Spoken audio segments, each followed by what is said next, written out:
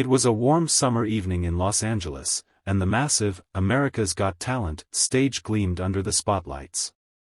The air was thick with excitement, thousands of people packed inside, waiting for the next act. The cameras rolled, and the judges, Simon Cowell, Sofia Vergara, Heidi Klum, and Howie Mandel, were ready for another round of dreams. Backstage, a nervous young man stood clutching an old microphone charm tied to his necklace. His name was Marco Santos, a 24-year-old from Cebu City, Philippines. He had traveled halfway across the world, not for fame, but for something far more personal. Next up, Marco Santos from the Philippines, the host announced. The crowd clapped politely as Marco stepped onto the stage. His jeans were slightly worn, his shirt plain, but his smile carried warmth, the kind that made people lean in without knowing why. Simon squinted curiously. "So, Marco, what brings you here today?" Marco took a breath, voice trembling slightly. "Sir, I came to sing. I grew up watching AGT on TV in the Philippines. My father and I used to sing together every night, Elvis songs. He said one day, if I ever get the chance, I should sing for the world." Simon's face softened. "And is your father here with you tonight?" Marco smiled faintly, eyes glistening. "He passed away last year. But I promised him I'd keep singing." The audience fell silent. Even the light seemed to dim, as if the room itself paused to honor that promise. Then Simon nodded. "All right, Marco. The stage is yours." The music began, soft guitar chords of "Can't Help Falling in Love" by Elvis Presley. But what happened next no one saw coming. Marco's voice, tender yet full of soul, poured through the hall like sunlight breaking through clouds. It wasn't just a performance. It was a conversation between a son and his late father. His accent, his emotion, the small tremor in his tone, it all blended into something hauntingly beautiful. People in the audience began to tear up. One woman clutched her heart. A man in the front row wiped his eyes. It wasn't just the song, it was the story behind it that hit them deep. Halfway through, Marco lifted his gaze toward the ceiling as if he was singing directly to heaven. His voice cracked just once, the kind of imperfection that makes something real. And that's when something remarkable happened. The entire arena, thousands of people, pulled out their phones and turned on their flashlights, waving them gently like stars. The judges were speechless. When Marco reached the final note, "Take my hand, take my whole life too," the crowd erupted. A standing ovation thundered through the hall. Marco, overwhelmed, bowed low, tears streaking down his cheeks. Simon Cowell, known for his sharp critiques, sat perfectly still. His eyes were glossy. For a long moment, he said nothing. Then, with a deep exhale, he stood up, slowly, and began to clap. That moment alone sent chills through millions watching live. Simon rarely stood. Finally, he leaned toward his mic. "Marco, I've been doing this a long time. But sometimes, someone comes along who reminds us why we started this show in the first place. You didn't just sing Elvis, you brought him back to life with your heart. That was extraordinary." The crowd roared. Sophia wiped a tear and smiled. "You made everyone feel your love. That's the real magic." Then came the twist no one expected. Simon turned to the audience. "You know what, Marco, you deserve this." He slammed the golden buzzer. Gold confetti exploded from the ceiling, swirling around Marco as he fell to his knees, sobbing. The hosts ran out to hug him, the judges smiling wide. But in that chaos, Marco looked up again, whispering, "We did it, Papa." The video of that audition broke the internet.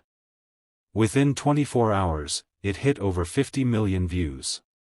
People across the USA and the Philippines shared it with captions like, "Faith, family, and music, this is what the world needs right now."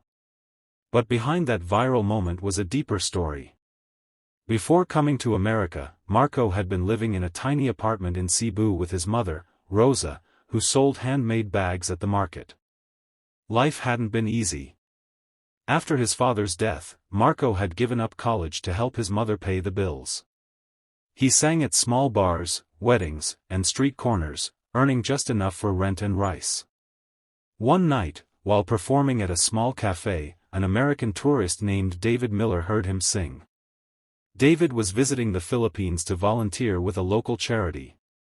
After Marco's performance, he approached him and said, "You have something special, kid. Ever thought of auditioning for AGT?" Marco had laughed, thinking it was a joke. "Sir, I don't even have enough for a plane ticket." But David smiled and said, "Then let me help." And just like that, a stranger, someone who owed him nothing, became the bridge to his dream. That act of kindness changed everything. David helped Marco record his audition video and covered his travel expenses to Los Angeles. "Just promise me one thing," David had said before Marco left. "If you make it big, help someone else chase their dream too." Now, standing in that golden confetti, Marco remembered those words. A few weeks later, Marco was invited to perform live again on AGT's semi-final stage. This time, he chose another Elvis song, "If I Can Dream." But before he sang, he took the mic and said something that made the entire room go silent. "I grew up in a place where people believe dreams are for the lucky. But I'm here today because of kindness, from a man I barely knew, and from a father I'll never forget. I just want to tell everyone watching, kindness can be the greatest song you'll ever sing." Then he began. His performance was electrifying, raw emotion blended with powerful control. By the time he finished, the audience was chanting his name. Even Elvis fans online called it the best modern tribute ever performed on AGT. But more than the fame, Marco's story awakened something beautiful. A fan in Texas started a fundraiser to help young Filipino musicians travel and perform. Within weeks, it raised over $100,000. Another family from Chicago donated instruments to Marco's old music school in Cebu.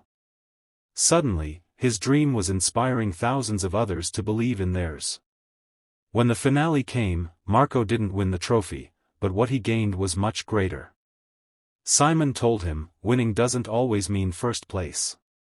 Sometimes, it means winning people's hearts. And Marco, you've done that all over the world." After the show ended, Marco returned to the Philippines. Reporters met him at the airport, cameras flashing, fans chanting his name. But what touched everyone most was what he did next. Instead of signing a big contract right away, he used part of his AGT prize money and donations to open a small music center in Cebu, the Rosa Santos Music Foundation, named after his mother. Its purpose: to give free lessons to underprivileged children who dreamed of singing, just like he once did. When asked why, Marco smiled softly. "Because someone helped me sing my dream. Now it's my turn." Months later, AGT aired a special episode revisiting some of the most unforgettable moments of the year. Among them was Marco's audition, the one that made Simon Cowell stand and press that golden buzzer. As the clip played, Simon said, "Sometimes, music reminds us that hope isn't just in the lyrics, it's in the person singing them." Marco reminded us that talent has no borders, and kindness has no limits. The episode ended with Marco performing a final tribute, a duet version of "Can't Help Falling in Love," this time with David Miller beside him on guitar. And when the song faded, the camera captured Marco looking up again, eyes full of gratitude. Somewhere in that silent gaze, you could feel it, the unbreakable bond between a son, a father, and a dream carried across oceans. The audience rose once more in applause. Later, in a quiet backstage interview, Marco was asked what message he wanted to leave for the world. He thought for a moment, then said softly, "You don't need to be rich to give. You just need a heart that listens. My father gave me music. A stranger gave me a chance. And now, I just want to keep giving that forward." That's how we make the world sing together. His words trended across social media. Hashtags like hashtag Filipino heart, hashtag Elvis lives, hashtag golden buzzer moment, hashtag kindness wins filled timelines worldwide. People began sharing stories of helping others, buying guitars for street kids, sponsoring music classes, even just lending an ear to someone struggling. The ripple had begun. Months later, Marco received a handwritten letter from a 10-year-old girl in New York who had been too shy to perform at her school talent show. She wrote, "When I saw you sing, I told myself, if Marco from the Philippines can sing for his dad in front of the world, I can sing for my mom too." That letter became Marco's greatest award. Years later, when asked what kept him grounded after fame, Marco simply said, "Every time I sing, I imagine the lights in the crowd are stars. And each star belongs to someone who believed again, even for a moment." And perhaps that's what music truly is, not just sound, but connection. A bridge from one heart to another. When a Filipino sang Elvis on a stage in America, he didn't just move Simon Cowell. He reminded the world that hope can come from anywhere, and love, real love, can travel farther than even the brightest spotlight.